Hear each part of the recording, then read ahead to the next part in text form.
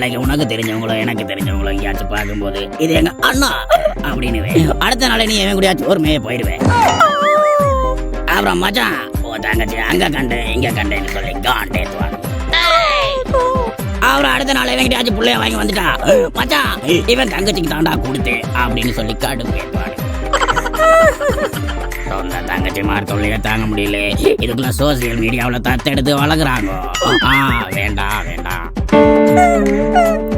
இந்த அண்ணன் தங்கச்சி சித்தப்பா சித்தி பெரியப்பா பெரியம்மா இதெல்லாம் வீட்டில் தேடும், சோசியல் மீடியாவில் தேடாதே. உறவு முறைகள் எவ்வளவுக்கு அதிகமாகுதோ அவ்வளவுக்கு பிரச்சனைகளும் அதிகம். ஸோ தங்கச்சி வேணாம்.